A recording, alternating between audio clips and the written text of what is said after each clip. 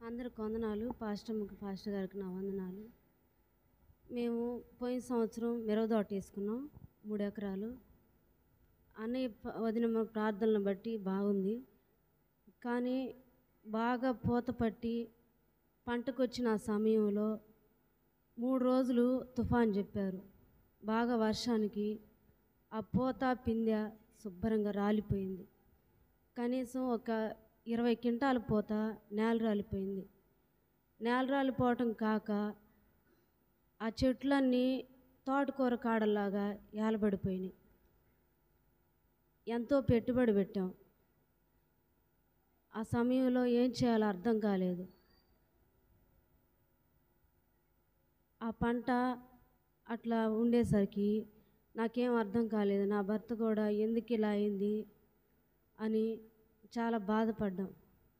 అప్పుడు యోబు గారి గురించి కొంచెం వాక్యం నా భర్తకు చెప్పాను. నా భర్త కూడా దేవుని యందు కొంచెం విశ్వాసం ఉంచి అన్నయ్యకి చెప్పి నీళ్లు ప్రార్థన చేయించి పొలంలో చల్లాము. నష్టం రాకుండా మళ్ళీ బాగా పంట వచ్చింది.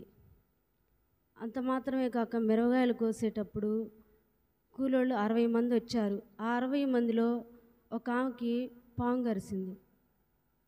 అయితే పాము కరిసిందని మాకు తెలియదు, ఆమెకు కూడా తెలియదు.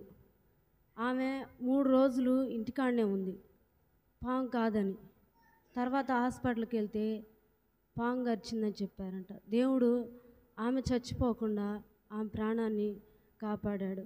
ఎన్నోసార్లు అన్నయ్యని పొలం దగ్గరికి పిలిచి 2-3 సార్లు ప్రార్థన చేయించాను. ఇదంతా దేవుడు మా పట్ల ఎన్నో కార్యాలు చేశాడు. అలాగే నాకు కూడా నేను పొలంలో కలుపు తీస్తూ ఉంటే పాము ఉంది చెట్టు దగ్గర. అంటే నేను చూసుకోలేదు. దాని దగ్గరికి నా చెయ్యి కలుపు తీసుకుంటూ ఉన్నాను. అది నన్ను ఏం చేయలేదు. దేవుడు ఈ సంవత్సరంలో 3 సార్లు నన్ను పాముల బారి నుంచి కాపాడాడు. ఇలాగ మా కుటుంబంలో ఎన్నో కార్యాలు, అమ్మమ్మ పట్ల కానీ అత్త పట్ల కానీ ఎన్నో కార్యాలు, నా బిడ్డల పట్ల నా భర్త పట్ల మా కుటుంబం దేవుని మహాకృపను బట్టి ఆరోగ్యంగా సంతోషంగా ఉన్నాం. ఈ కార్యాలు మా పట్ల దేవుడు చేసినందుకు దేవునికి స్తుతులు చెల్లించుకుంటున్నాను.